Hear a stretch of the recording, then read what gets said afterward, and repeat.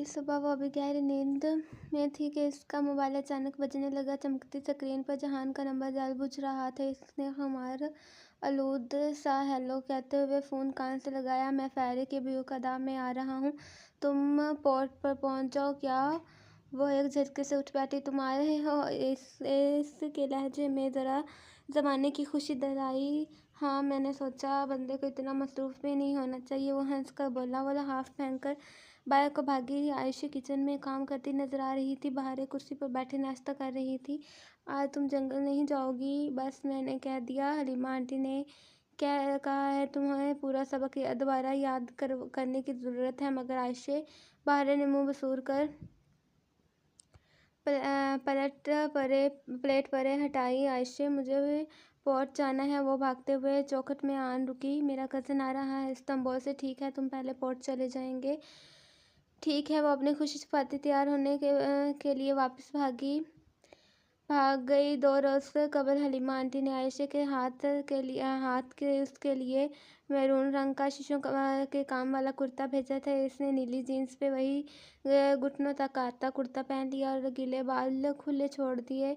कंधे पे इसने आयशा का मैरून पोंचो पहन लिया। बहारे को हलीमा आंटी के पास छोड़कर दोनों फेरी पोर्ट पर आ गई। फेरी अभी 5 मिनट कबल पहुंचा था। टूरिस्ट का एक बहर देखरा इससे उतर रहा था। वो आंखों पे हाथ का साया किए फेरी से उतरते लोगों को मितलाशी निगाहों से देखने लगी थी। तभी उसे जहान नजर आ गया। वो नीली जीन्स की जेबों में हाथ डाले सामने ही चलता हुआ आ रहा था। इसने भी ऊपर मैरून स्वेटर पहन रखा था। जहान को अपने करीब देखकर बेइख्तियार मुस्कुरा दी। जहान ओवर हेयर इसने हाथ ऊंचा करके हिलाया। जहान ने देख लिया था। तब भी धीमा सा मुस्कुराता हुआ इसकी तरफ आ गया। वाह, तुम टाइम पर पहुंच गई। थैंक्स। ये मेरी फ्रेंड आयशा गुल, मैं इसके साथ रह रही हूँ। और आयशा, ये मेरा कज़न है जहान सिकंदर। अस्सलाम वालेकुम। आयशा ने अपने नरम अज़ली खुशी खिलाक अंदाज में सलाम किया। वालेकुम सलाम। इसने मुस्कुराते हुए सर को जिम्बिश दी। तो तुम इनकी बिन बुलाई मेहमान बनी हो? अरे नहीं, बिन बुलाई क्यों? हमने तो खुद हया को बस्ता असरार चंद दिन इधर रुकने के लिए कहा है। आयशा जरा झिम गई।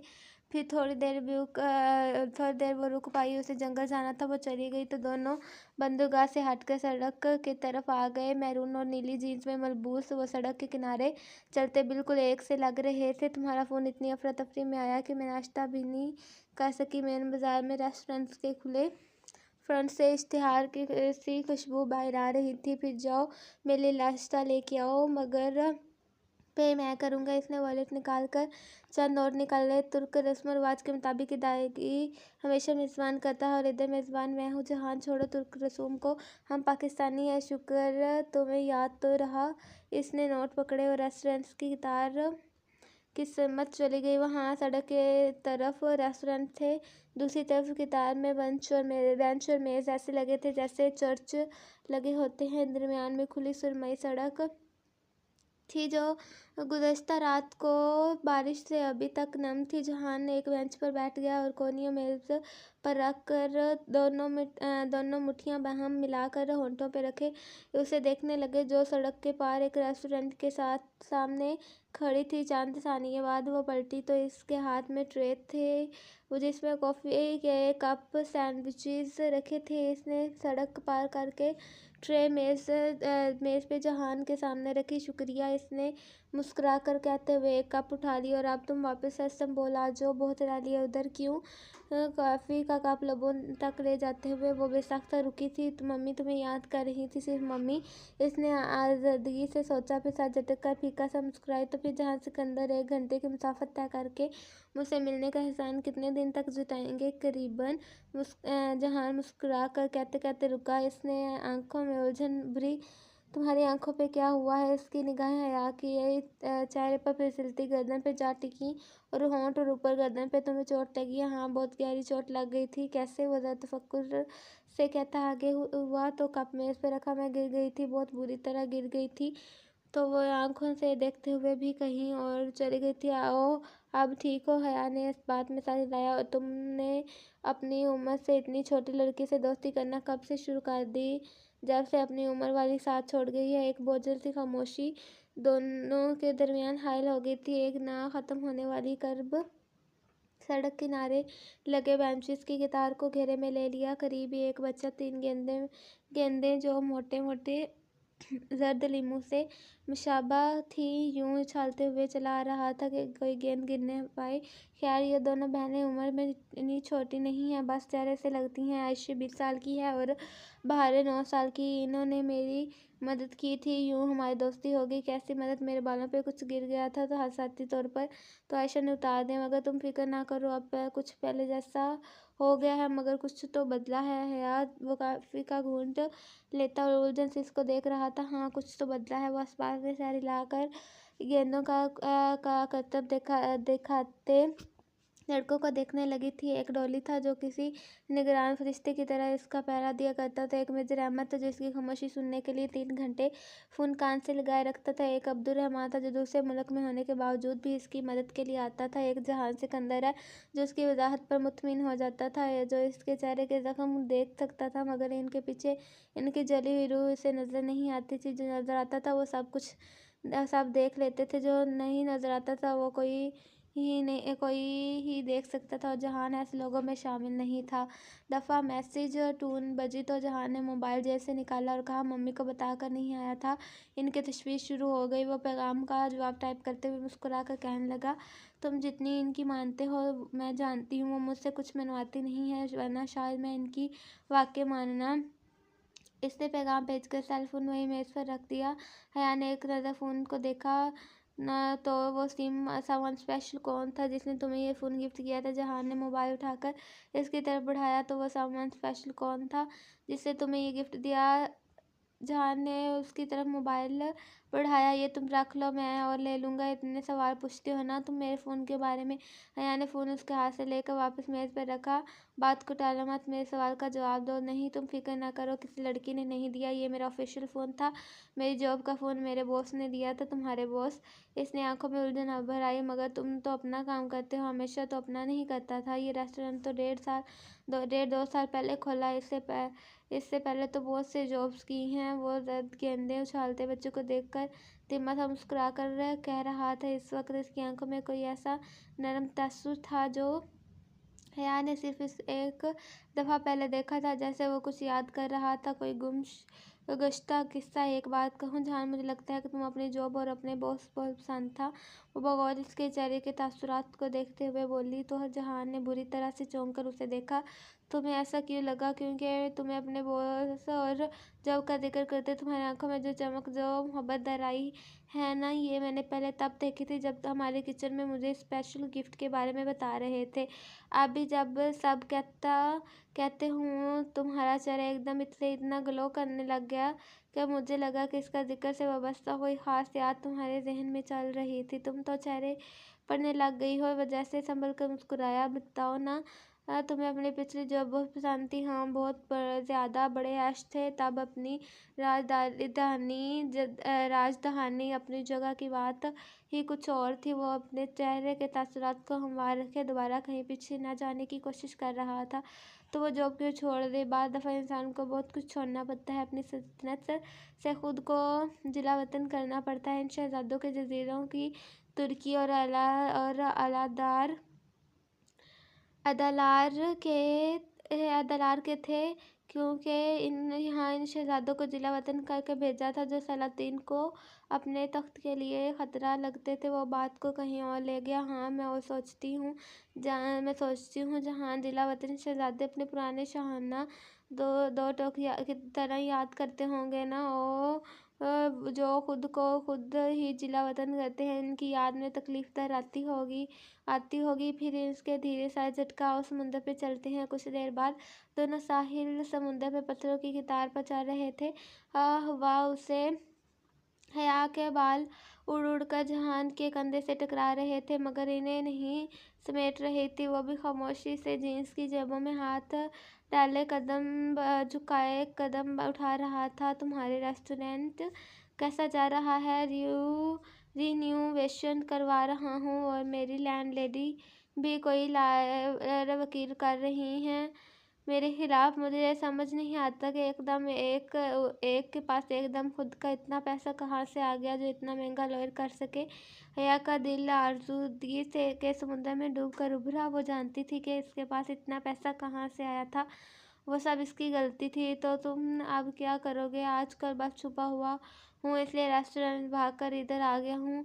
ज़रा ज़रा लो प्रोफाइल रखी हुई है।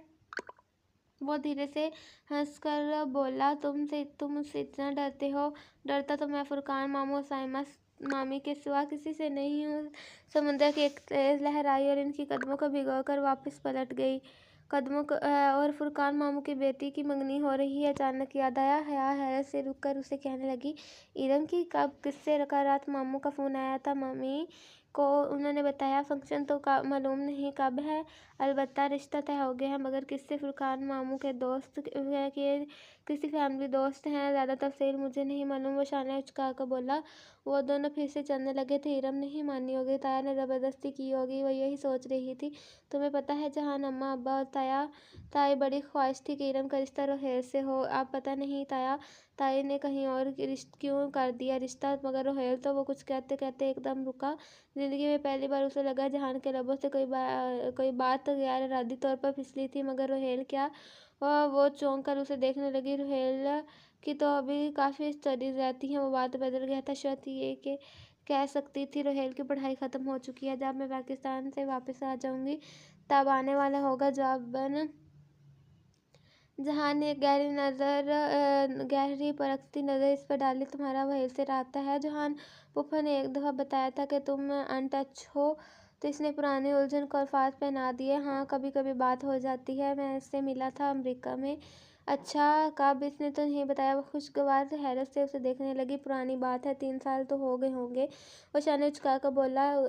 बहुत हैरत हुई थी। एक तो पता नहीं कि उसके घर वालों को हर बात अपने तक महदूद रखने की आदत क्यों थी। अभी पाकिस्तान में इसकी अम्मा ने सिकंदर अंकल से केस का पूछा तो इसे मालूम हुआ कि अम्मा अब्बा को सब पता था। अब रुहेल जहान को मिल भी चुका था, तो इसने कुछ नहीं बताया। आज तो रुहेल से ज़रूर पूछूंगी, इसने तय कर लिया था। लहरें इस तरह उमड़ उमड़ कर इसके पैरों को छू रही थी।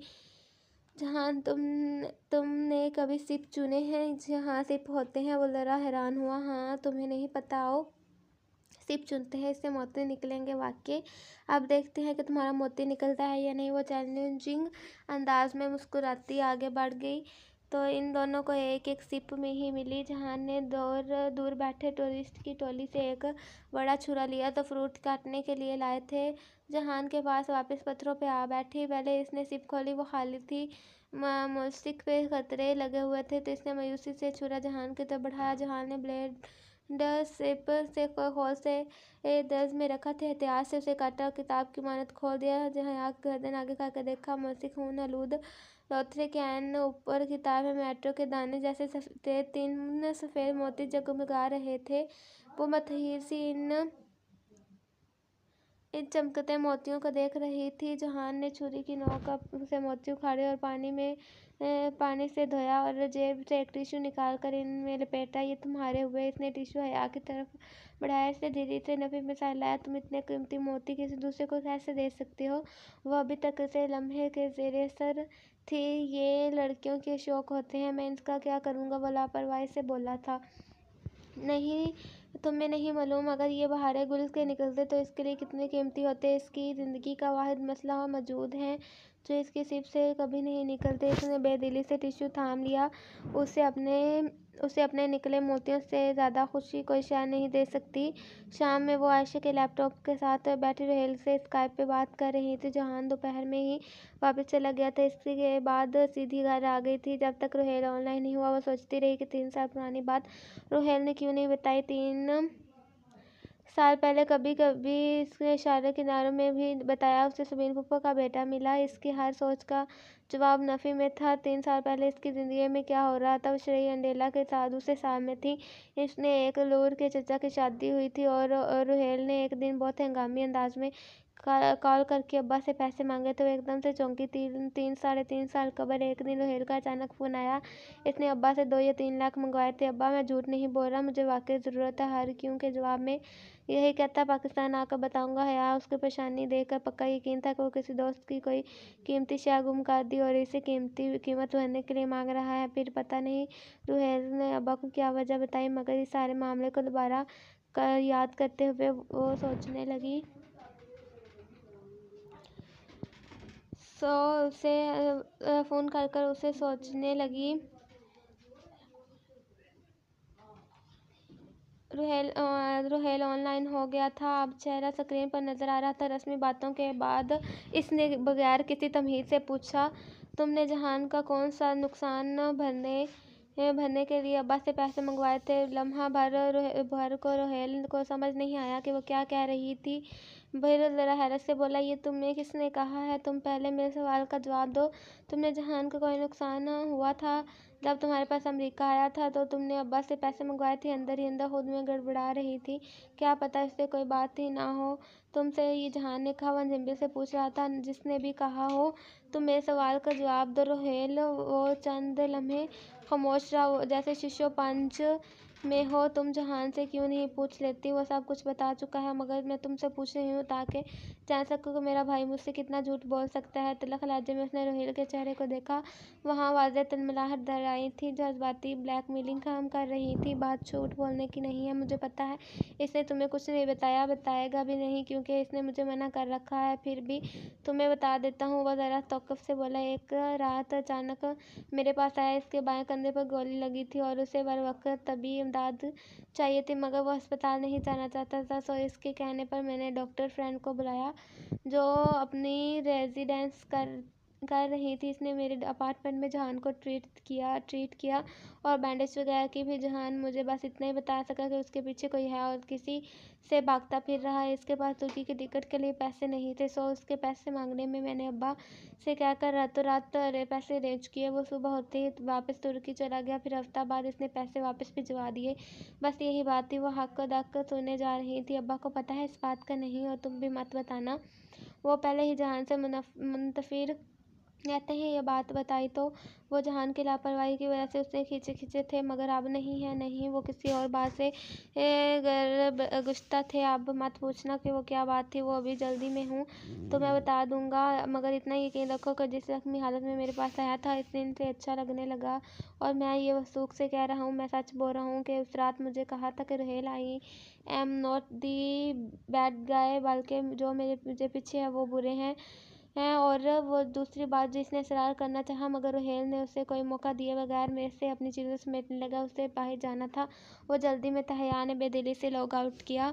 इस दिल का एकदम बहुत बोझल हो गया। इसके घर वालों को एक छोटा समझकर इतनी बातें छुपाते क्यों थे? आखिर आयशे ने लेटते हुए बहारे ही कंबल बराबर किया। फिर एक नज़र उसे देखा जो बहारे की तरफ लेटी थी, छत को तके जा रही थी। वो तीनों यूं सोती के बहारे दरमियान में होती। आयशे की निगाहों का इत्तेकाल महसूस किया तो वो शायद उसे पुकारने का इरादा पहले से रखती थी। कहो आयशे।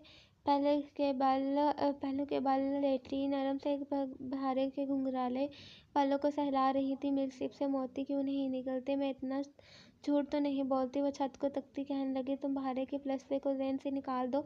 ये तो रिज़्क होता है, कभी निकल आता है तो कभी नहीं। चंद लम्हे कमरे में तरीकी डूब गई थी, जिसमें सब्ज़ नाइट बल्ब की मध्यम रोशनी फैल गई थी। बहारे की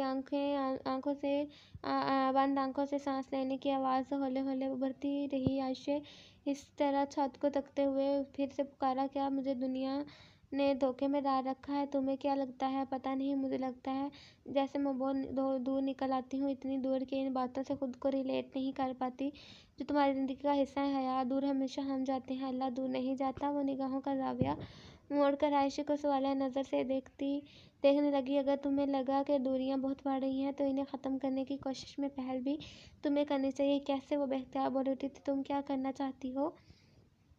मेरा बाज़ू मुझसे रोज़ ये सवाल करता है कि मैं कौन हूँ। मैं चाहती हूँ कि मेरे पास इसके सवाल का कोई अच्छा सा जवाब हो। मैं ज़िंदगी में कुछ अच्छा करना चाहती हूँ, इसलिए तुम्हारी सिर्फ मोती निकल आए नहीं। वो ज़रा खौफ़ ज़दा हुई तो, बल्कि इसलिए ताकि मुझे आग में कभी न जलना पड़े, जिससे मुझे बहुत डर लगता है। फिर इस फासले को समेटने की कोशिश की। कैसे हया ये है हमारा अल्लाह से फैसला आ जाता है कि ये सीधी सड़क की तरह नहीं होता, ये पहाड़ की तरह होता है। इसको भागकर तय करने की कोशिश करोगे तो जल्दी थक जाओगे, चुस्त लगाओगे तो दरमियान में गिर जाओगे, उड़ने की कोशिश करोगे तो हवा साथ नहीं देगी। आयशा सांस लेने को लहजा भर के लिए रुकी। ये फासला बेबी स्टेप्स से अबूर किया जाता है। छोटे छोटे कदम उठाकर चोटी पर पहुंचा जाता है। कभी भी दरमियान में पलट कर नीचे उतरना चाहो तो पुरानी जिंदगी कशिश शकल खींच लेगी और कदम उतरते चले आएंगे। ऊपर चढ़ना इतना ही दुश्वार होगा, मगर हर ऊपर चढ़ते कदम पे बुलंदी मिलेगी। सो भागना मत, जुस्त लगाना की कोशिश करना, जुस्त लगाने की कोशिश ना करना। छोटे छोटे अच्छे काम करना और छोटे छोटे गुनाह छोड़ देना। आयशा गुल का चेहरा मध्यम सब्ज रोशनी में दमक रहा था। वो इतना नरम बोलती थी कि आयशा लगता था कि जैसे गुलाब की पंखुड़ियां ऊपर से गिर रही हों, जैसे शहद की नदी बह रही हो, जैसे शाम की बारिश के मुलायम कतरे टपक रहे हों। तो वो मैं क्या करूँ, तुम अपना कोई महबूब शय अल्लाह के लिए कुर्बान कर दो। इसकी बात पर हया ने लम्हे भर के लिए सोचा। इसके पास तो कोई ऐसी शय नहीं है। शिवाजी के रूम में मेरे पास एक डायमंड रिंग पड़ी है, वो बहुत कीमती है। कीमती चीज़ नहीं, महबूब चीज़ कुर्बान करो। ज़रूरी नहीं है कि तुम्हारी महबूब चीज़ कीमती हो, वो मुस्कुरा कर बोली। और मैं तुम्हें बताऊं तुम्हारी महबूब तरीन चीज़ शय क्या है? मैं तुम्हें बताऊं तुम्हारी महबूब चीज़ शय क्या है? तुम्हारी अना, तुम इसे कुर्बान कर दो। मगर किसके लिए? वो ज़रा हैरत से बोली। अपना चचा की बेटी के लिए। तुम्हारे कोई चचा और इनकी बेटियां? हया ने धीरे से इस बात में सर हिलाया। तुम इनके लिए जो कुछ तुम कभी नहीं करती। सबसे मुश्किल कुर्बानी देना चचा के बच्चों के लिए होता है, क्योंकि सबसे ज़्यादा मुकाबला उनसे ही रहता है, सबसे ज़्यादा नाकदरे वही होते हैं। मैं इनके लिए क्या करूं? इनसे कभी ज्यादती नहीं करती, बस इनके तंज के जवाब में ज़बान में पे आए तंज को रोक नहीं पाती। हया, ये छोटे छोटे तंज और ताने होते हैं, इनसे बचा करो। मगर मक्का में चंद बड़े बड़े सरदार थे जो यूं ही छोटे छोटे तंज कर जाते थे। फिर क्या हुआ? वो बदर से पहले छोटी छोटी तकलीफ़ों से मार गए।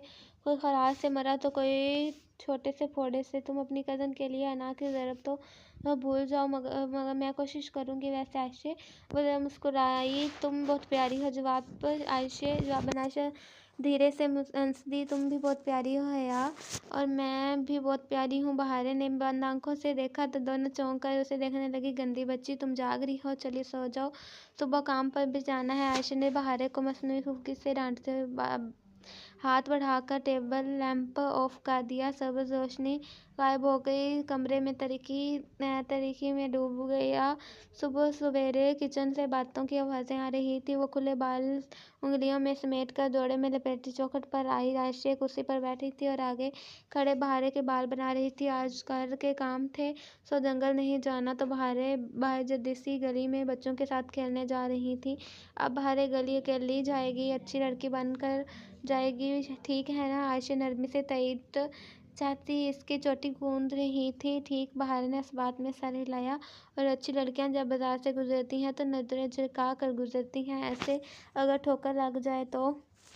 आयशा ने धीरे से मुस्कुराते हुए चोटी के आखिरी बाल इस दूसरे को गूंदे। जो लड़की अल्लाह की बात मानती है उसे अल्लाह ठोकर नहीं लगने देता, और जो तुम्हें मानती इसे जो नहीं मानती उसे लगने देता है। इसकी पौनी बांध कर निचले बालों को ब्रश किया, फिर शानों से थाम कर बहारे का रुख अपनी जानब किया। और अच्छी लड़कियां जब बाहर निकलती हैं तो कैसे चलती हैं? बहारे की पेशानी के बाल नरमी से संवारते इसने रोज़ का दोहराया जाने वाला सबक फिर से पूछा। इन दो लड़कियों की तरह चलती हैं जो कुएं पे मूसा अलैहिस्सलाम के पास आई थी। और वो लड़कियां कैसे चल रही थी? इसने बहारे की भूरी घुंघराली लटकान से के पीछे उड़सी हया के साथ। और उमर बिन खत्ताब रज़ियल्लाहु तआला अन्हु क्या कहा था? हया वाली लड़कियां कैसी होती हैं? वो हर जगह नहीं चली जाती, हर एक से बात नहीं कर लेती, हर किसी के लिए से नहीं मिल लेती। बहारे ने उंगलियों पे तीनों निकात जल्दी जल्दी दोहराए, जैसे उसे भागने की जल्दी थी। और याद रखना, जब तुम में हया न रहे तो फिर जो चीज़ चाहे करना। बज़ाहिर नरमी से कहते आयशा की आंखों में वो तनबीह उभरी जो बहारे को उदास रखती थी। बहारे ने इस बात में सर हिलाया। आगे बढ़कर बारी बारी आयशा ने दोनों रुखसार चूमे और आयशा गुल बहारे गुल तुमसे बहुत प्यार करती है। वो भाग कर दरवाजे में आई, हया से मिलने के लिए झुकी। इसी तरह हया के दोनों गालों को चूमे। हया सलमान, बहारे गुल तुमसे बहुत प्यार करती है कहकर वो बाहर भागी। तुम बहुत मेहनत करती हो इसके ज़हन साजी के लिए। वो आगे चली आई। जब तक बेदार होती थी तो दोनों बहनें हलीमा आंटी के घर कुरान पढ़कर आ चुकी होती थी। करनी पड़ती हैं छोटी लड़कियां तो नरम टहनी की तरह होती हैं, जहां मोड़ो मुड़ जाएंगी। अगर वक्त गुजरने के साथ टहनी रंग बदले तो सूख भी जाए तो इसका रुख वही रहता है। मगर जो बड़ी लड़कियां होती हैं ना, वो कांच की तरह होती हैं। उसे मोड़ो तो मुड़ता नहीं, ज़बरदस्ती करोगे तो टूट जाता है। कांच को तराशना पड़ता है और जब तक उसे करचियाँ नहीं टूटती वो अपने जख्म नहीं होते, अपने हाथ जख्मी नहीं होते, वो मर्जी के मुताबिक नहीं ढलते। सोई कह रही हो? इसने इस बात में सर हिलाया। अच्छा, फ़ोन किधर है? मेरा क्रेडिट ख़त्म हो गया है, पाकिस्तान फ़ोन करना था। ओह सॉरी, ये पड़ा है। अब्दुल रहमान का फ़ोन आया था, मैंने इधर ही रख दिया। ये तुम्हारी चाय। इसने कार्डलेस फ़ोन हया का नाश्ते का वाहिद जुज़ चाय उसके सामने रखी। क्या कह रहा था? बेख्तियारी से वो पूछ उठी। हालांकि उसे ख्वाहिशा में कोई दिलचस्पी ना थी, बस कुछ पेपर्स का पूछ रहा था। उसके कमरे में रखे थे। बहारे तो खुश हुई होगी इससे बात करके। नाश्ते के बर्तन समेटती आयशा ने के हाथ ज़रा सुस्त पड़ गए, एक आज़ादगी से चेहरे पर बिखर आई। तुम बहारे को मत बताना, मैंने उसे नहीं बताया। वो इससे बात करने के लिए फ़ोन नहीं करता, अपने काम के लिए करता है। वो उदासी साथ झटक कर काम करने लगी। हया खामोशी से फ़ोन और चाय कप लिए बाहर आ गई। घास पर शबनम के कतरे की चादर चढ़ी थी। बहार के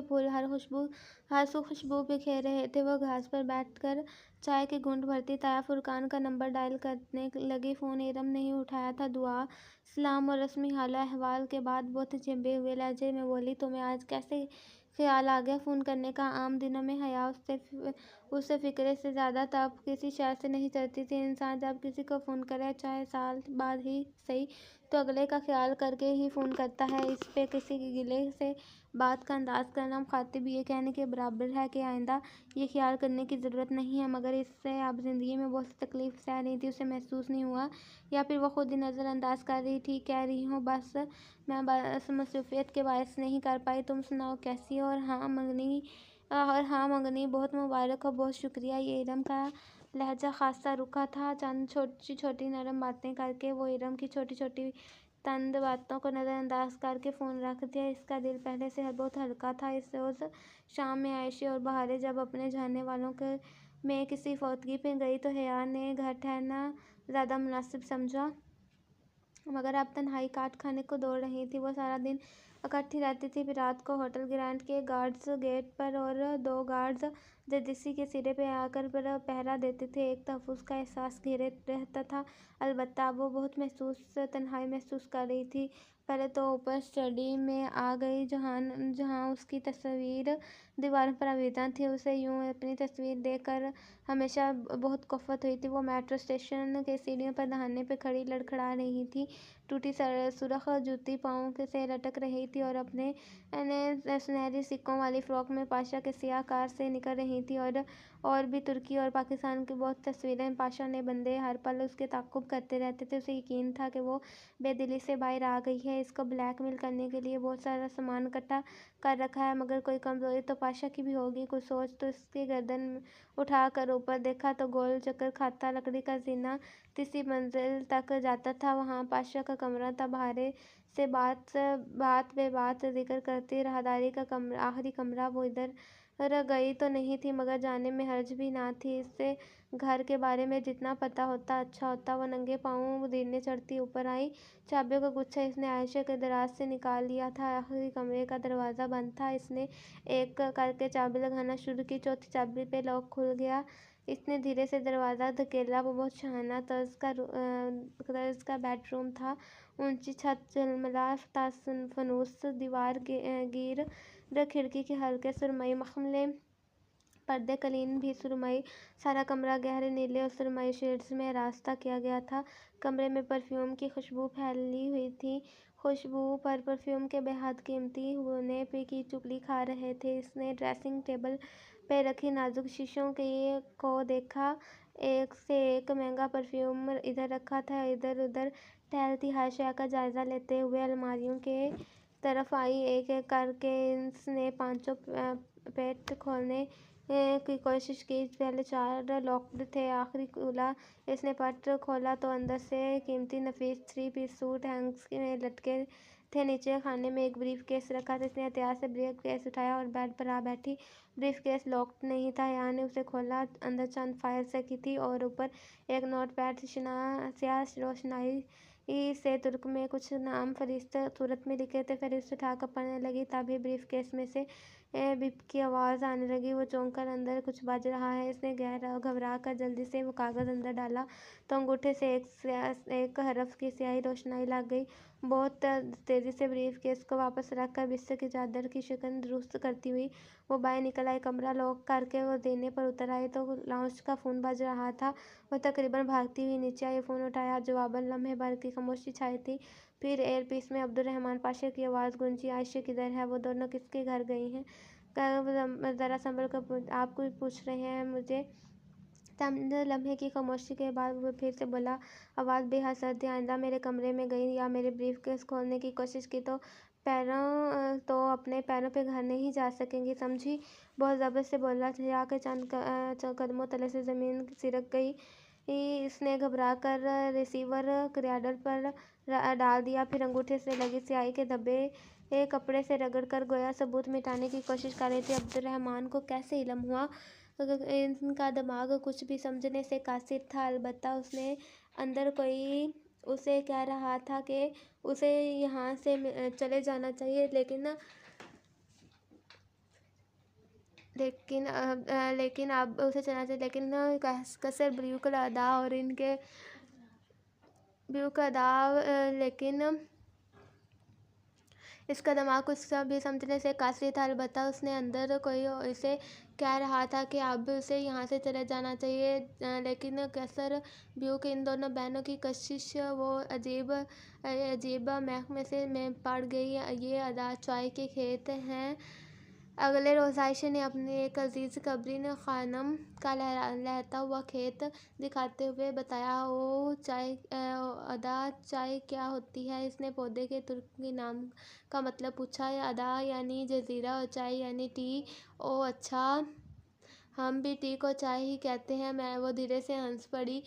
कबरी खाना में एक ममर खातून थी। इस फसल तैयार की थी, मगर इनके पास कोई हेल्पर नहीं था जो इनके साथ फसल चुनता तो आयशा ने के कहने पर हया लकड़ियाँ काटने के बजाय कबरी खानम के साथ आधा चाय के पत्ते चुनने शुरू कर दिए। चमकते सूरज और ठंडी हवा के हमजाज में काम करना मुशक्क़त तलब था, मगर इस फितरत के करीब माहौल में खुश थी। कबरी खानम छोटी छोटी बातें पूछ रही थी। जो बातें वो अब्दुर्रहमान पाशा के बारे में कर जाती तो वो उन्हें जहन में महफूज करती जाती। वो उसे होटल के ग्रैंड के मालूमात में दिलचस्पी होने लगी थी। वो अब तन्हा कहीं आती जाती नहीं थी, वरना कई दफ़ा इसका जी होटल ग्रैंड का चक्कर लगाने को चाहा। वापस जाने का इरादा तो फ़िलहाल मुलतवी कर दिया था। उसकी छठी हंस कहती कि बेवदा में कुछ है, कुछ ऐसा जो इसे अगर मालूम हो गया तो इसके पास कीमती हथियार आ जाएगा जो मुस्तकबिल में उसे काम आ सकता है।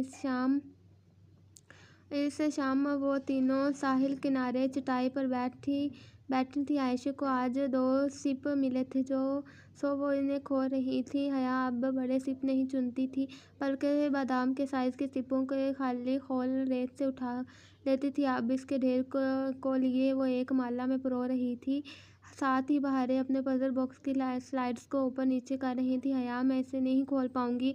इसका लहजा मायूस कुन था। हया ने नन्हे खोल को सुई में परोते हुए सर उठाकर इसका उदास चेहरा देखा, फिर गर्दन झुकाकर इस पर लिखी नज़म को पढ़ा। ये बहुत आसान है बहारें, ठहरो मैं तुम्हें एक हिंट देती हूँ। इसने दोबारा वह नज़म पढ़ी, फिर समझ कर बोली, एक सफ़ेद छोटी सी आँख है जो चांदी के संदूक में बंद होती है और संदूक नमगीन गहराई में रखा जाता है। बहारें, वो कौन सी गहराई जो नमगीन होती है? बहारें जो उदास नज़रों से पजल बॉक्स को देख रही थी एकदम चौंकी। मरमरा समुंदर, नरम नमकीन पानी। आयशा ने मुस्कुराकर इनको देखते हुए छुरा अपने सिर के एक तरफ रखा। हाँ तो बहारे, वो क्या चीज़ है जो पानी के अंदर एक संदूक रेत के जर्रे से बनती है? हया हया, वो मिट्टी के जर्रे से बनती है और इसका संदूक जब कत्ल किया जाता है तो छुरा घोंप कर कत्ल। वो जोश से बेरब्त जुमले बोलती आयशा के हाथ को देख रही थी। वो एक चांदी के चमकते सिप में छुरा चला रही थी। सिप का खोल चटका। आयशा ने खिताब की तरह उसे खोला। अंदर रदम तोड़ते जानवर एक समेत मोती जगमगा रहा था। मोती पर्ल पूरे 5 हरूफ।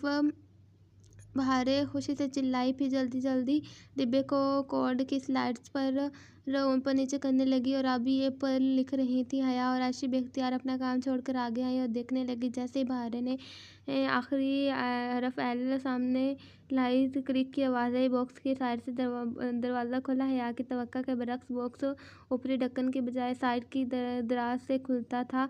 दराज में स्याह मखमली कपड़ा बिछा था जिसके नाजुक सा नेकलेस रखा था। दरअसल नेकलेस प्लैटिनम की जंजीर थी जिस पर 2 कड़ियाँ छोड़कर नीचे नन्हे नन्हे हीरे लटक रहे थे। जंजीर के बिल्कुल वसत में हीरे की बजाय 3 कड़ियाँ लटक रही थी जिसके आखिरी सिरे पे एक सफ़ेद मोती पिरोया हुआ था।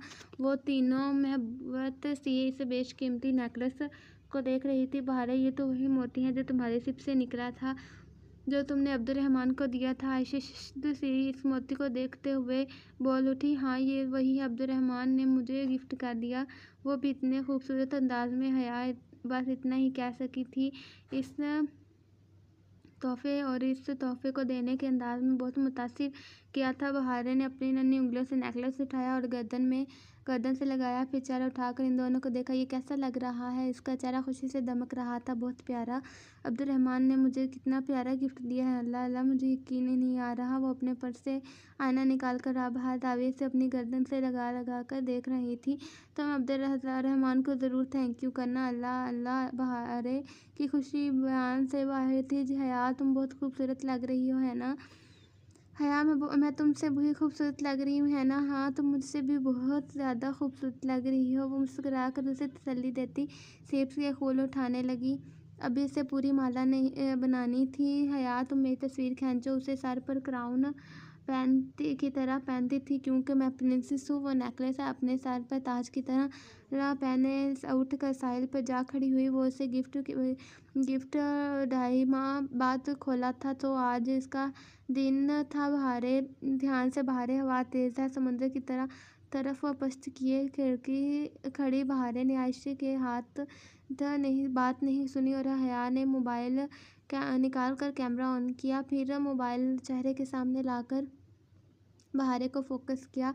प्रिंसेस साहब, तुम ज़रा मुस्कुराओ। बहारे बड़े मासूम अंदाज में मुस्कुरा दिए। से बेख्तियार बेयुक्दा के बाजार में सड़क के वसत में खड़ी बहारे याद आ गई जिसके गर्द सियाहों का जगमघटा लगा हुआ था। रेड कारपेट शो फिर से शुरू हो गया था। उस लम्हे एक तेज़ झोंका आया और साथ पानी भी। इसने पहले इनमें से किसी की कुछ भी समझ में आता। बहारे सिर से नेकलेस उड़ता हुआ पानी में जा गिरा। वो बुखला कर पलटी और इसी चीखें हर सू बुलंद हो गई। हया तेजी से उठी, गोद में से रखी लड़ी गिर गई, सीपों के खोल बिखर गए। वो भागकर पानी की तरफ आई।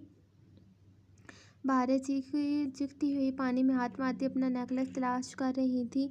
जो लहर इसका नेकलेस छीन कर ले गई थी वो वापस जा रही थी। हया नंगे पांव भागती फिर से लहर के पीछे गई मगर पानी जीत गया था। लहर पलट गई, हार पानी में गुम हो गया। बहारे जोर जोर से रोते हुए चीख रही थी, मेरा नेकलेस हया, मेरा नेकलेस। आयशा पीछे से इसे बाजों में लिए पकड़े कोशिश कर रही थी मगर वो किसी बेआब मछली की तरह तड़पते हुए खुद को छुड़ा रही थी। हया, आगे मत जाओ, पानी गहरा है, वो गुम हो जाएगा। आयशा से आवाज़ें आ रही थी मगर वो सब कुछ बुलाए बेखुदा की शहजादी का ताज ढूंढ रही थी। साहिल की गीली रेत, पानी, समुंदर, वो पानी में हाथ मारती पूरी भीग चुकी थी, मगर नेकलेस कहीं नहीं था। उसने थक कर रकब में देखा, जहाँ आयशे बामुश्किल आंसू रोके तड़पती बिलती बहारे को पकड़े खड़ी थी। आयशे मेरा नेकलेस, आयशे मेरा नेकलेस वापस ला दो, वो फूट फूट कर रोती आयशे के बाजू खुद से हटाने की सही कर रही थी। नेकलेस वहाँ कहीं भी नहीं था। उससे गमगीन गहराई वापस अपने अंदर ले गई थी। बहारे की जिंदगी का पहला और वाहिद मोती उससे खो गया था। बहारे, मैंने बहुत ढूंढा, मगर देखो अल्लाह, जो अल्लाह की मर्जी, तुम वापस आई। और बहारे के हाथ थाम कर कहा। बहारे कुछ नहीं सुन रही थी, वो गर्दन इधर उधर मारती चली जा रही थी। मुझे नेकलेस वापस ला दो, कोई मुझे नेकलेस वापस ला दो। वो अंग्रेजी में और फिर तुर्क में एक ही बात दोहराती बिलक बिलक कर रो रही थी। हया ने गले में आंसू का फंदा पड़ गया। उसे लगा कि वो खुद भी रो देगी। वो बामुश्किल अब हिचकर जब्त किए हुए थी। पाकर खोने का दुख वो पहचानती थी, जिसका जिंजर ब्रेड हाउस टूटा था जब इस्तेक्लाल स्ट्रीट में शॉप में डीजे सर पकड़कर गिरी थी। पाकर खोने से बड़ा कोई करब नहीं होता। इस शाम दोनों बामुश्किल बहारे को ले संभालती घर वापस आई। अब लिविंग रूम में बड़े सोफे पर बैठी थी, क्योंकि बहारे दरमियान में थी और हया अपने साथ लगाया हुआ था। शाम ढल चुकी थी, खिड़कियों के पार अंधेरा उतर रहा था। आतिशदान में मसूरी लकड़ियां भड़क रही थी। बहारे इसी तरह रोए जा रही थी। इसके पास आंसुओं का मरमरा था जो ख़त्म नहीं हो रहा था। बहारे, मैं तुम्हें और नेकलेस ला दूंगी। वो उसे अपने साथ लगाए बहलाने की कोशिश कर रही थी, मगर वो वैसा नहीं होगा। वो नफे में सर हिलाते हुए बोली जा रही थी, हाँ उसके जैसा ला दूंगी, प्रॉमिस, मगर वो अब्दुर्रहमान का गिफ्ट नहीं होगा। अब्दुर्रहमान तुम्हें खुद वैसा ही नेकलेस गिफ्ट करेगा। मैं कहूँगी, मगर वो मेरा मोती नहीं होगा। आयशे, मम्मी, वो रोते रोते कभी अपनी माँ को याद करती, कभी आयशे को पुकारती। आयशे सर घुटने रखे मखमूम बैठी थी। तुम्हारा जब दोबारा मोती निकलेगा तो मुझसे नेकलेस में परो दूंगी। मगर बहारे की कोई बात नहीं मान रही थी। उसने नेकलेस का कुछ भी मतबादिल नहीं हो सकता। हर शय का मतबादिल नहीं हुआ करता। बहारे, अब बस कर दो। वो सर पटक पटक कर मजीद बुलंद आवाज़ में रोने लगी तो आयशे ने भरमी से डांटा, वो कब से तुम्हें मना रही हूँ और तुम हो के बदतमीजी किए जा रही हो। जवाबन बहारे ने गुस्से और पानी से भरी आंखें से आयशे को देखा। तुम मीन हो आयशे, तुम्हें अच्छा लगता है नहीं लगता। अब्दुर्रहमान मुझे गिफ्ट दे। आयशे हक्का बक्का रह गई। मैं ऐसी हूँ, तुम्हें पता है तुम क्या कह रही हो। हाँ तुम मीन हो।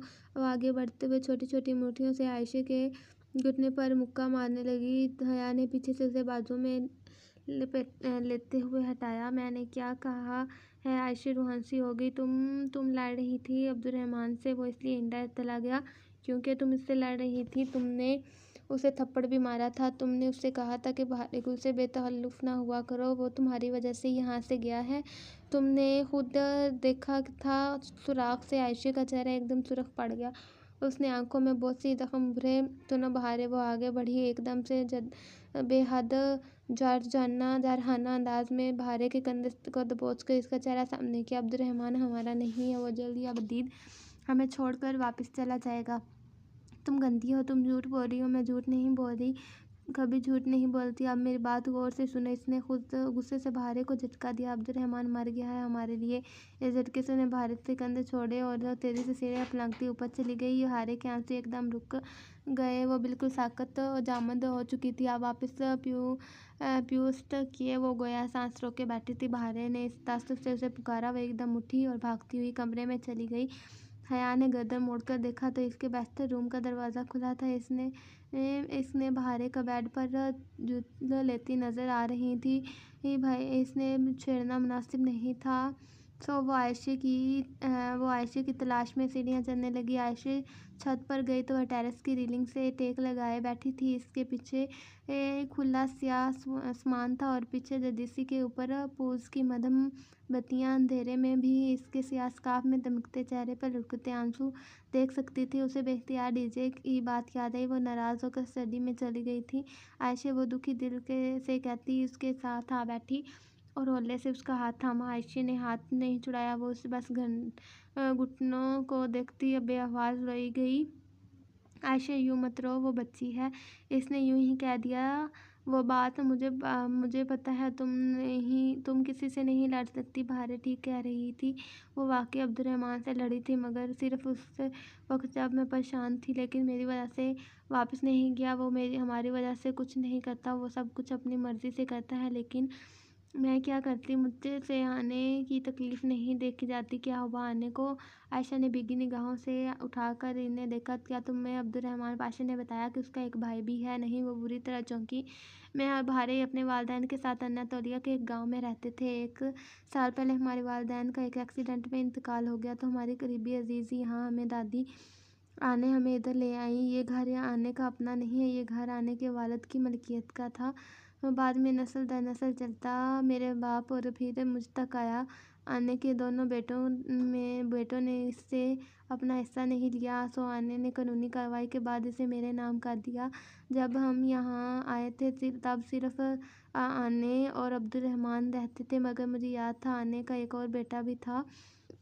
तब आने बहुत दुख से बताया, इनका दूसरा बेटा हमारे आने से चंद कबल घर छोड़कर चला गया था, क्योंकि किसी अब्दुर्रहमान लाइलम था। मगर आज से 3 माह कबल मुझे किसी ने बताया कि अब्दुर्रहमान के ऑफिस में जाते देखा गया, मगर वहाँ झगड़े की आवाज़ आ रही थी। तब मैं अब्दुर्रहमान से बहुत लड़ी थी। वो जानता था कि उसका भाई किधर है, मगर इसने हम सब से झूठ बोला। आने को अभी तक नहीं मालूम कि अब्दुर्रहमान के बारे में जानता है, मगर इसका भाई कहाँ है? यही तो मैंने अब्दुल हमन से पूछा था कि वो किसी बात का ठीक से जवाब दे ना, तो ही वो कहता है कि उसने अपने भाई को नहीं निकाला, वो खुद ही सब कुछ छोड़ कर गया है। पहले तो इन दोनों की बहुत दोस्ती थी। अब्दुर्रहमान पानी की तरह इस पे पैसा बहाया करता था, फिर एकदम से क्यों सब कुछ छोड़ कर चला गया। ये मेरी समझ से बाहर था। अन्य को इसमें बहुत याद आती है। मेरी समझ में नहीं आता कि मैं कैसे इनके लिए कुछ करूं। तुमने देखा होगा इनके दूसरे बेटे को, जब मैं 11 साल की थी तो आखिरी बार अपने सामने देखा था। पता नहीं अब वो कहाँ होगा। बास लोग कहते हैं कि वो इस्तांबुल में ही है, मगर होटल ग्रैंड में अमूमी तासुर नहीं, वो यूनान चला गया है। यहाँ ही ये होटल ग्रैंड की चीन में काम कर रहा है, मगर यकीन मानो यूनान में हमारे होटल की कोई शाख नहीं है। अब रो नहीं रही थी, मगर आवाज़ आंसू से बोझल थी। आयशे, तुम और अब्दुर्रहमान की इतनी तारीफ़ करते हो, मैंने तुमसे कभी नहीं कहा, मगर आज मैं तुमसे कह दूं कि वेस्टरवर्ल्ड में खासा बदनाम है। लोग इसे अच्छा आदमी नहीं समझते। मेरा दिल इन बातों को नहीं मानता। लोग मुझे भी आकर ये बातें कह देते हैं, मगर मैं जानती हूँ वो बहुत अच्छा है। मैं सच में कह रही हूँ, वो वाकई बहुत अच्छा है। बस हमारे साथ अच्छा नहीं किया, इसने हमारे साथ बहुत बुरा गलत किया है। वो आयशा की बात नहीं सुन रही थी। इसका दिमाग एक नुक्ते पर मरकूज हो गया था कि अब्दुर्रहमान का एक गुमशुदा भाई कोई भी चीज़ यूँ इतना बड़ा बिजनेस छोड़कर नहीं जाता। कोई तो बात थी। वलाखिर अब्दुर्रहमान की एक कमज़ोरी मिल गई थी।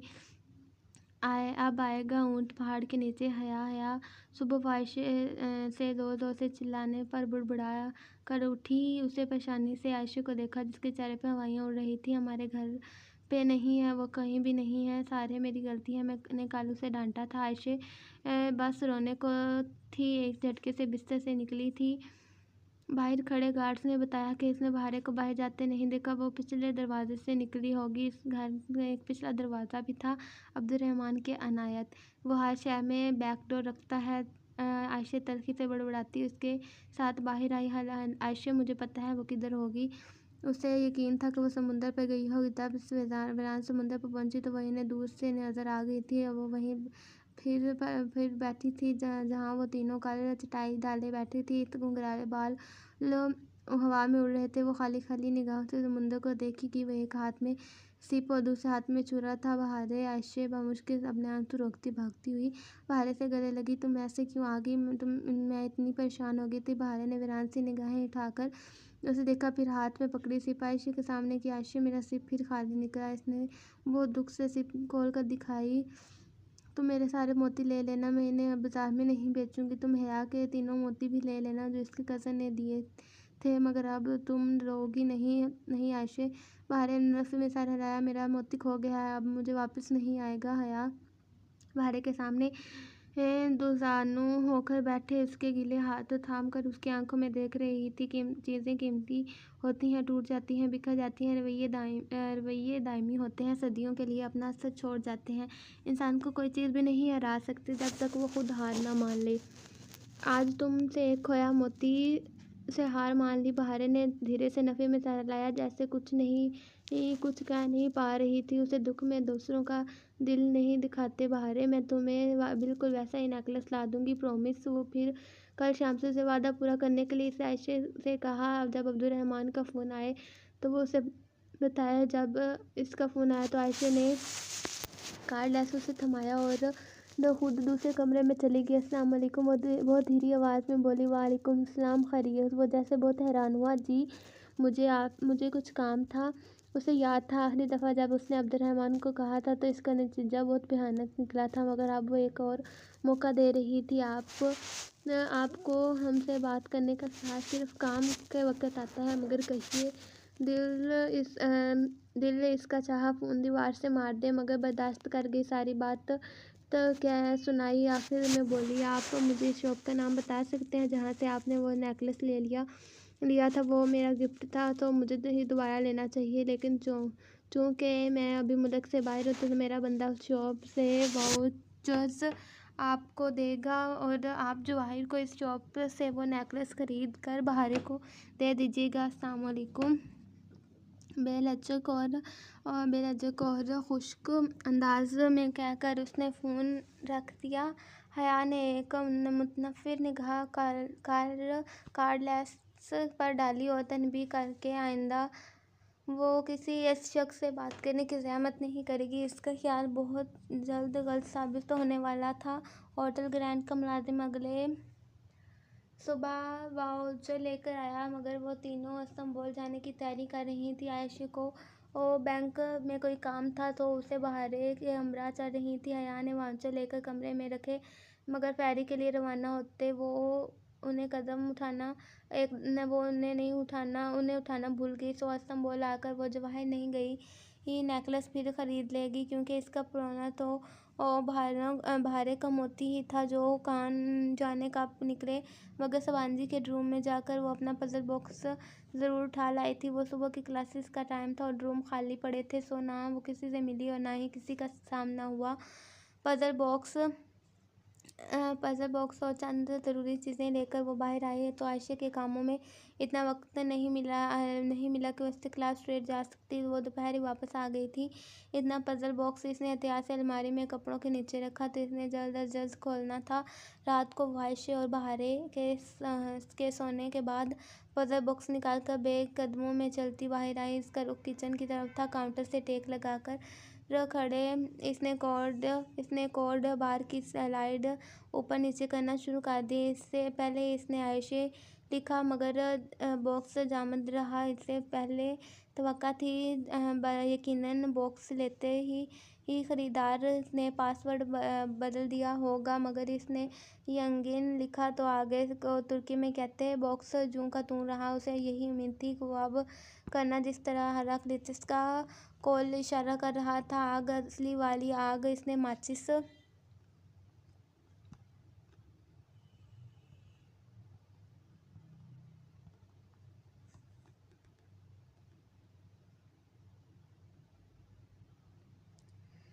माचिस उठाई और तीली सुलगाकर बॉक्स के करीब लाई, मगर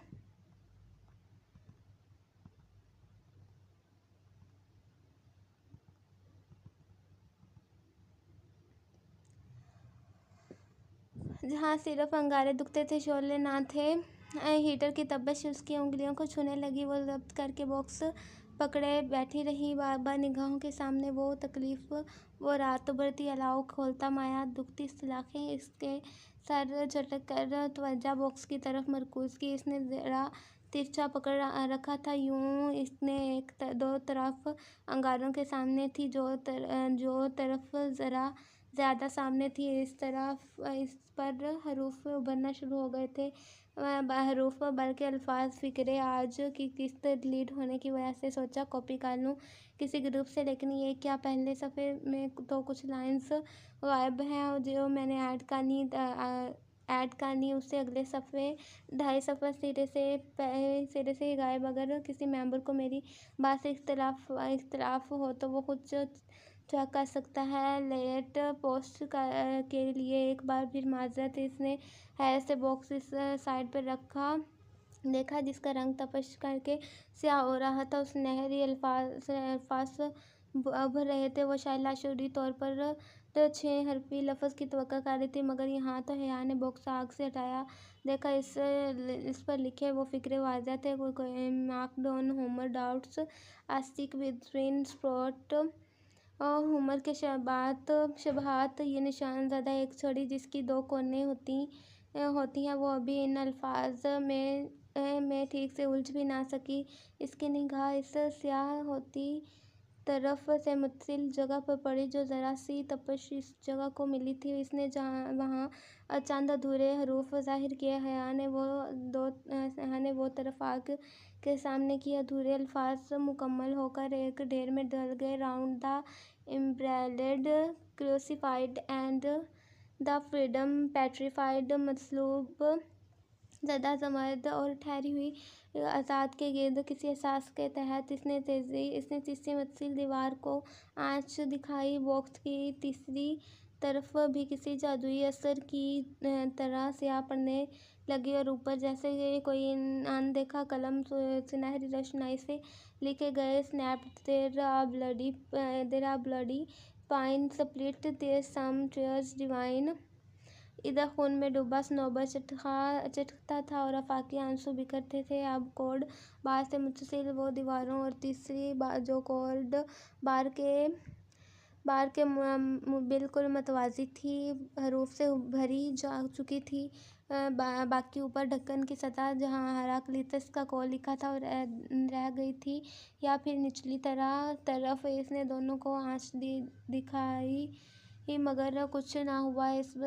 अब सिर्फ कोड बार वाली तरफ बची थी। हया ने एहतियात से अंगारों को करीब किया, जैसे तबश लकड़ी को छू रही थी। कोड बार के 6 चौखटों के ऊपर शेर उभरता आया। I love lost a symbolic smell under which the lines डिवेल।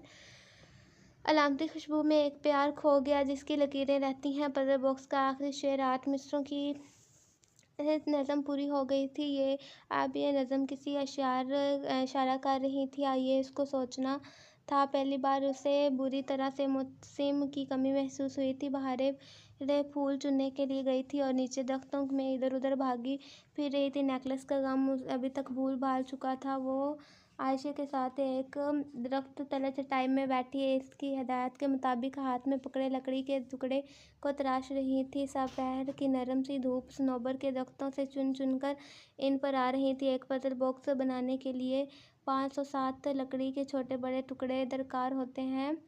खासा मेहनत तलब काम था। आयशा ने अनातोलिया के एक गांव में किसी मोहम्मद चीनी कारीगर से फ़न सीखा था। तुम्हें वाउचर मंगवाने की ज़रूरत नहीं थी अब्दुर्रहमान, तो कीमती तोहफे देने की आदत है। यूं ही बहारे की आदतें बिगड़ जाएंगी। इसने बात पर हया ने सर उठाया। इसने ढीली चोटी बांध कर आगे को डाल रखी थी और चंद लिट्टें चेहरे के तरफ में झूल रही थी। मैं तो अपनी तरफ से देना चाहती थी, मगर मेरी पूरी बात नहीं सुनी। अब ले ही लिया है तो वापस क्या करना। वो सर झुकाकर रिंदा लकड़ी के टुकड़े पर आगे पीछे रगड़ने लगी। लकड़ी के बारीक रोल शुदा चिप्स के नीचे गिर रहे थे। और हाँ, बहारे ने तुम्हारे लिए कुछ खरीदा था। उसे लगा इसने तुमसे उस दिन बदतमीजी कर दी। अच्छा, क्या खरीदा है? मदम मुस्कुराहट के साथ पूछने लगी। एक रेशमी स्कार्फ। मगर मैं तो स्कार्फ नहीं लेती। बेख्तियार उसके लबों से निकला। फिर पछताई। किसी से तोहफे को ऐसे नहीं कहना चाहिए। कोई बात नहीं, तुम गर्दन में ले लेना। हाँ, ये ठीक है। मुस्कुरा कर दोबारा रिंदा लकड़ी पर रगड़ने लगी। तुम्हें पता है आयशा, जब मैं छोटी थी ना, 10-11 साल की, तब मुझे स्कार्फ पहनने का बहुत शौक था। मेरे अब्बा ताया फुरकान मुझे अक्सर सर ढांपने को कहा करते थे। इन्हें बहुत अच्छा लगता था। मेरी अम्मा भी चाहती थी मैं सर ढका करूँ ताकि मेरे चेहरे पे नूर आ जाए। मैं अल्लाह ताला के बहुत करीब हो जाऊँ। इन्होंने कुरान पाक हिफ्ज़ करने के लिए एक इस्लामिक स्कूल में दाखिल करवाया था, मगर तीसरे रोज़ मैं भाग आई। तब मेरा स्कार्फ पहनने को दिल चाहता था तो क्यों नहीं लिया। जब हया ने धीरे से शाने उचकाए, मुझे आहिस्ता आहिस्ता समझ आ गई कि मेरा फेस कट ऐसा है कि स्कार्फ में अच्छी नहीं लगूंगी। वो क्या कर सर झुकाए काम करने लगी। आयशा ने उसकी तरफ से हाथ रोके और देख रही थी। किसको? हाँ, इसने नासमझी से सर उठाकर आयशा को देखा। तुम किस स्कार्फ में अच्छी नहीं लगोगी? लोगों को और कैमरे को, मसलन तस्वीरों में, और खुद को, अल्लाह को। धीरे से आयशा मुस्कुराई। इसकी सब्ज़ आँखें नर्मद धूप में सुनहरी लग रही थी। हो सकता है तुम स्कार्फ में वो अल्लाह को बहुत अच्छी लगती हो। एकदम बिल्कुल सुन आयशा को देखे गई। तुमने एक दफ़ा मुझसे पूछा था हया कि मैं हर वक्त स्कार्फ क्यों पहनती हूँ। आयशा सर झुकाए लकड़ी के टुकड़े का किनारा तराशते हुए कह रही थी, मैं तुम्हें बताऊँ, मेरा भी दिल करता है कि खूबसूरत मलबूसात पहनूँ जो बियोकदा में इस्तांबुल या इटली या स्पेन लड़कियाँ पहन कर आती हैं, बिल्कुल जैसे मॉडल्स पहनती हैं जब ऊंची हील के साथ रैंप पे चलती होती हैं तो एक दुनिया का मशहूर होकर देख ही रही होती है। कि मेरा भी दिल करता है कि मैं भी ऐसे स्मार्ट और ट्रेंडी डिज़ाइंस लिबास पहनकर जब सड़क पर चलूँ तो लोग थोड़ा मुतासर होकर मुझे देखें। लेकिन वो सांस लेने को रुकी। हया बिना पलक झपके सांस रोके उसे देख रही थी। लेकिन फिर मुझे ख्याल आता है कि ये ख्याल कि एक दिन मैं मर जाऊंगी जैसे मेरी तुम्हारी दोस्त मर गई, फिर इस मिट्टी तरह चले जाऊंगी जिसके ऊपर मैं चलती हूँ। फिर एक दिन सूरज मगरिब से निकलेगा और ज़मीन का जानवर ज़मीन से निकल कर लोगों से बातें करेगा और लाल हंसी आंसू चलेगी। इस दिन मुझे भी सबके साथ उठाया जाएगा। तुमने कभी ओलंपिक्स के स्टेडियम्स देखे हैं जिनमें बड़ी बड़ी स्क्रीन्स नस्ब होती हैं? मैं खुद को ऐसे स्ट्रीम्स में देखती हूँ। मैदान के ऐन वस्त में खड़े स्क्रीन में मेरा चेहरा होता है और मैदान लोगों से भरा होता है जहाँ सब मुझे देख रहे होते हैं। मैं अकेली खड़ी होती हूँ। मैं सोचती हूँ कि हया, अगर मेरे वक्त मेरे रब से मुझसे पूछ लिया जाए, नतोलिया मैं आयशा गुल, आप बताओ तुमने क्या किया? ये बाल, ये चेहरा, ये जिस्म सब ने ये तो मैंने तुम्हें दिया था। ये ना तुम मुझसे मांग कर हासिल किया और ना इसकी कीमत अदा की थी। ये तो मेरी अमानत थी। फिर तुमने इसे मेरी मर्ज़ी के मुताबिक इस्तेमाल क्यों नहीं किया? तुमने वो काम क्यों किए जिनको मैं नापसंद करता हूँ? तुम इन औरतों का रास्ता क्यों चुन लिया जिनसे मैं नाराज़ था? मैंने इन सवालों के जवाब सोचे मगर मुझे कोई इत्मीनान कोई मुतमिन नहीं करता। रोज़ स्कार्फ लेने से पहले मेरी आंखों के सामने इन तमाम औरतों के दिलकश सरापे गर्दिश करते जो टीवी पे मैंने कभी देखे होते और मेरा दिल करता कि मैं इनका रास्ता चुन लूँ। मगर मुझे वो आखिरी अदालत याद आ जाती है। तब मैं सोचती हूँ कि इस दिन अल्लाह को क्या जवाब दूँगी। मैं तराजू के एक पलड़े में वो सरापा डालती हूँ जिसमें खुद को अच्छी लगती हूँ और दूसरे में जिसमें अल्लाह ताला को अच्छी लगती हूँ। मेरी पसंद का पलड़ा कभी नहीं झुकता, अल्लाह का पसंद का पलड़ा कभी नहीं उठता। तुमने पूछा कि मैं स्कार्फ क्यों लेती हूँ, मैं इसलिए करती हूँ क्योंकि मैं अल्लाह को ऐसे अच्छी लगती हूँ। और अब रब छुरे की नोक पे लकड़ी के किनारे खम डाल रही थी। लड़कियाँ समुद्र की रेत की मानद होती हैं। आयाम पड़ी रेत अगर साहिल पे कदमों तले रौंदी जाती है, अगर समुद्र की तय